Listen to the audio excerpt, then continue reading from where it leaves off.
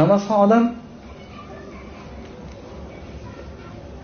birovning xotiniga iymoni mustahkam bo'lsa olayib qaramaydi. Lekin yaxshigina namozxon odam ham xotinini yopinib yurish masalasida dinda nariyoqqa surib qo'ygan deydi. Menga o'xshagan hammani ko'ngli toza deb o'ylaydi. O'sha yerda hammamizni ogohlantiradigan, hammamizning g'ayratimizni qo'zg'aydigan bir gap aytadiki, Xudo taborak va taolo xotinlarni g'ofila deb turib maqtagan. Xotinlarni olima bilan musulmonni xotini deb maqtamagan. Xudo taolo sura Nurda mu'minalarni g'ofilot deb maqtagan. Xotinlarning zebu ziynati ilmsizligida deydi. Dunyodan bexabarligida deydi. Ko'chada ko'yda yurganda hamma narsani biladigan, gazetani o'qib, u yoqdan kirib, bu yoqdan chiqadigan xotindan yaxshilik kutilmaydi deydi Taqi Usmoniy.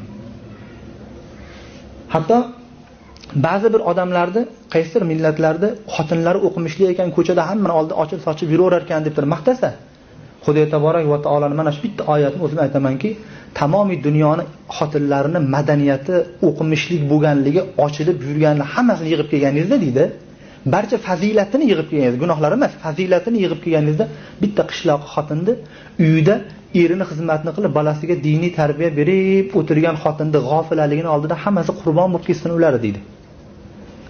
Endi xotinlarda o'sha biz g'ofilalikka zid ravishda qilib turgan ishlarimiz ularni o'sha ochiq sochiq ko'chaga qo'yib yuborib turganligimiz uchun g'ayratimizni qo'zg'ashlik uchun aytadiki,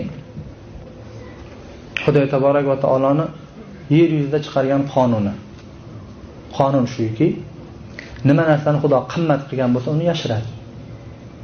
Qadr qiymati pastroq narsa bitirarda yuradi deydi. Masalan deydi, brilliantlarni ko'rasizmi deydi, u dengizda pastda bo'ladi deydi. Hassa-shek, so'z po'cha, karam po'cha hammasi dengiz tepasida girdobda aylanadi deydi. Tilloni ham bilasizmi deydi, Xudo taolo tog'lar tepasiga qo'yib qo'yadi, tog'ni tagiga qo'yib qo'yadi deydi. Uni kovlab olishni o'zi qiyin deydi. Kovlab olganingizdan keyin eritib tillo qilib olishni o'zi katta masala u deydi. Lekin g'ish, tosh ko'chada hamma joyda ham bor deydi, hamma mahallada ham bor deydi. Ma'lum bo'ldiki, xotinlarning qadr qiymatini islom ulug'laganki, uydan chiqmaysan degan bo'lsa agar, o'ranib yurasan, eringdan boshqaga o'zingni ko'rsatmagin degan bo'lsa ham, u uni qadr qiymatini baland qo'yganidan deydi. Dunyoda inson lazzatni ikkita narsadan oladi. Bittasi pul deydi. Biri pul. Biri xotindan lazzat oladi. Lekin pulni qadr qiymatidan xotin ulug'roqmi, pul ulug'roqmi desiz, hamma odamlar pulni nima uchun topyapti? Shu xotin bala chaqani deb topyapti. Ma'lum bo'ldiki, xotinni puldan ko'ra qimmatroq ekan deydi.